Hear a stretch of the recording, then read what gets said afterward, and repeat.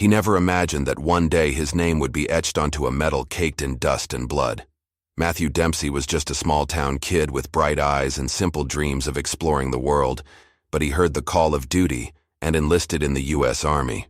With a rifle firmly in hand and a vow to protect his homeland, he headed to Iraq, a place that would change his life forever. The first few weeks felt surreal, almost like a distant dream. Explosions in the distance seemed like scenes from a game or a movie, yet the missions grew intense, each one more challenging than the last. He fought not only against the enemy, but also against the gnawing ache of homesickness, the emptiness left by the family he'd left behind. In the letters he wrote to his mother, he tried to keep things light, hiding the horrors he saw each day. Destroyed streets, lives snuffed out like candle flames. His eyes no longer held the same light. The youthful spark had vanished, replaced by a distant, hardened gaze. Over time, the line between right and wrong blurred. During moments of rest between missions, Matthew and his fellow soldiers sought any kind of relief, a refuge from the relentless pressure. It was then that he discovered opium, a shadow that wrapped around him and pulled him away from the surrounding hell, if only for a short while. The smoke helped him forget, even for just a few minutes, the faces of fallen comrades, the constant crack of gunfire, the smell of blood. At first, it was sporadic, just something to help him survive the sleepless nights.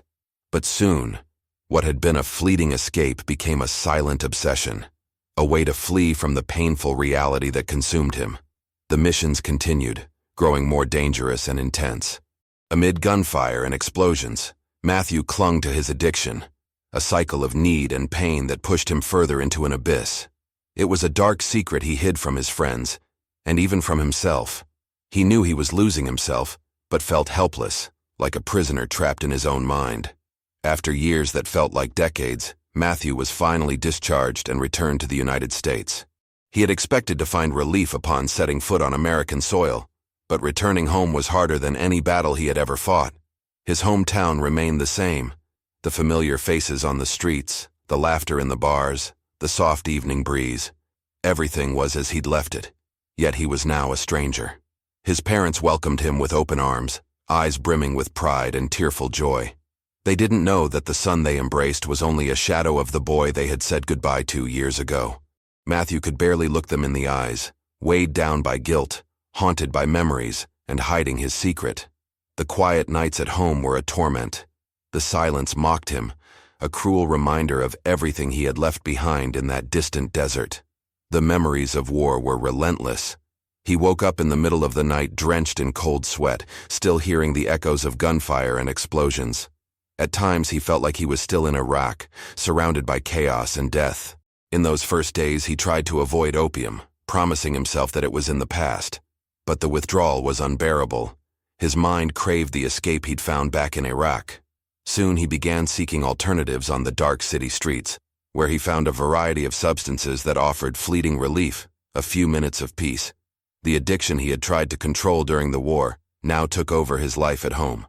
Gradually, he distanced himself from family, childhood friends, and anyone who tried to reach out to him.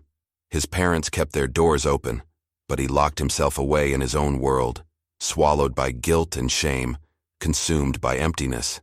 His mother, in a mix of pain and unconditional love, tried to reach him, but he withdrew, fearing she'd see the monster he had become. The war had changed him, and he no longer knew how to return to the man he once was. Guilt and despair pulled him down deeper until one night he was found unconscious on a dark street corner, his hands cold, his eyes empty. His parents brought him home, saying nothing, their hearts shattered. They knew their son was lost, but had no idea how to bring him back. After the incident, his parents were desperate. They had run out of ways to help him, and every attempt at rehab had failed. It was as if Matthew was trapped in an invisible prison, with no doors, no windows, only shadows. He knew he was ruining his life, but the emptiness left by the war and the weight of his memories made any attempt at recovery unbearable.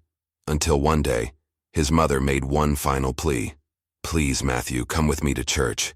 Her voice was soft, but every word held a painful plea. At first he resisted, but when he looked at her face, the tired face marked by sleepless nights, worry, and hopes he felt he didn't deserve, Something within him softened. The following Sunday, he went to church with her. The place was filled with people, their voices echoing through the halls, people embracing one another. He felt out of place, vulnerable. The sermon spoke of redemption, forgiveness, finding peace amidst pain.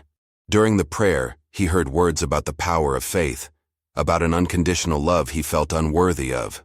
Around him, people bowed their heads, eyes closed, surrendering to those words. For the first time, he closed his eyes too, and in silence, he asked for help. He asked not to feel so alone, to find something to believe in. It was in that church that he met Emily. She was a young volunteer with a warm smile and a gaze that seemed to see through him. Unlike everyone else, she didn't judge or question him about his past. She simply offered her friendship. Over the following weeks, she began visiting him at his parents' house, bringing books, warm tea, and patience. Emily was different. She didn't try to fix him, but she also didn't let him fall. She offered silent refuge, a steady presence he hadn't known he needed. Gradually, he began to open up. He shared the horrors he'd experienced, his consuming addiction, and the shame he carried. She listened, holding his hands firmly, as if to say he was no longer alone. She showed him a different way of looking at life, a compassionate faith that offered redemption. Matthew started attending church services with her, trying to replace the pain and emptiness with newfound hope. The journey was long and painful, filled with setbacks and dark days. But Emily never gave up, and with her by his side, Matthew learned that healing was not an easy path, but it was possible. Slowly, he began to believe he could find peace again. Time passed, and the friendship between Matthew and Emily grew into something deeper, a love born from patience, empathy, and forgiveness. Emily helped him rediscover his own humanity, to celebrate small victories. Each morning he woke up free from addiction was a quiet triumph. Every church service, every shared prayer with her, reminded him that he was no longer alone. Matthew began participating in support groups at church, sharing his past. Not only the horrors of war, but the internal battle with addiction. His honest and vulnerable testimonies inspired others who carried their own scars. He spoke of a path filled with pain, but pointed toward hope, showing that it was possible to confront even the darkest demons. It was in one of these meetings that he realized how much he'd changed. Emily stood by his side, looking at him with pride, and for the first time in years, Matthew felt he finally belonged somewhere. He still had nightmares occasionally, but when he woke, he knew he no longer faced the darkness alone. Eventually, he decided he wanted to help other veterans. He knew that many of his fellow soldiers had returned home carrying the same weight, battling the same demons. He created a support group for ex-combatants, offering a safe and supportive space for them to share their struggles and search for peace. The impact was immediate. Those who attended the group saw in Matthew a living testament that there was indeed a way out. Emily and he were married in a simple ceremony, surrounded by friends and family. At the altar, amid promises of faith and love, Matthew felt like he was starting a new life, a life where he no longer had to run from his past. The love he shared with Emily was his anchor, and together, they vowed to face any storm. But one quiet night, as they were returning home after a church service, the unexpected happened. Their car was struck by another vehicle at high speed. In the impact, Matthew shielded Emily with his own body, but sustained severe injuries. In the days that followed, he fought for his life in a hospital, with Emily by his side, holding his hand as she had done throughout their journey. In moments of lucidity, Matthew understood this was his final battle. He looked at Emily and smiled, unafraid, knowing he had finally found peace. Surrounded by her love and the faith they had built together, Matthew passed, leaving behind a legacy of redemption and hope. Emily, though heartbroken, continued Matthew's mission. She took over the support group, sharing his story, and spreading the message of faith and resilience to all who suffered. In meetings, she spoke of his love for life, the peace he had found, and the transformative power of love and faith. And so, Matthew's memory lived on, not in the medals or battles, but in the hearts he had touched, in the lives he had changed. His story became a testament to redemption and the possibility of hope, even after the darkest nights. Time passed, but Matthew's presence stayed alive in everything Emily did. She continued with the support group, welcoming new veterans and helping them carry the weight of the past and find purpose once more. Each gathering became a quiet tribute to him, a way to keep alive the flame he had lit. The people who joined the group, many broken and without hope, found in her a quiet strength, a look that carried the peace Matthew had left with her. Emily never hid from the participants the pain they'd lived through together or the final battle he had faced. She shared the challenges of living beside someone who fought daily against his own demons, but she also spoke of the unbreakable faith he had built. Matthew's story became a pillar of hope in the group, and many found the courage to keep going through her words. One day, during one of these meetings, a veteran approached her with tears in his eyes. He had the same look Matthew had once had, a mix of anguish and vulnerability. He told her that after returning from the war, he too had sunk into addiction. That guilt and nightmares haunted him constantly, and for a long time he'd thought no one could understand his pain. But after hearing Matthew's story and seeing Emily's strength, he felt there was a way out. These words made Emily realize that Matthew's mission wasn't yet complete. Inspired, she decided to expand the support group and turn it into an organization, a shelter for veterans and their families, a place where everyone could seek help and guidance. She named the project Matthew's Light, a name that carried not only his memory, but the purpose of welcoming everyone who came. In the years that followed, the shelter became a beacon of hope for hundreds of people. Emily devoted her life to it, helping veterans recover and offering spiritual and psychological support to those in need. She also began giving talks at churches, universities, and community centers, sharing Matthew's story, not only to raise awareness, but to inspire a new generation to address the invisible wounds of war. The organization thrived, drawing volunteers and donations from across the country. Matthew's name became known not only as a veteran who fought bravely, but as a man who, even in the darkest moments, found the light of redemption. His legacy grew larger each day, reaching far beyond the shelter's walls and touching lives he had never known. At the shelter, each person welcomed was a reminder that love and faith can heal even the deepest wounds. Emily, though her heart still missed him, continued her mission with the same serenity she had learned from him. And in the quiet moments between conversations, she felt Matthew's presence, as if he were still by her side, offering silent support. She knew that the peace he had finally found was also her own peace, and that together, even separated by time, they continued to illuminate lives.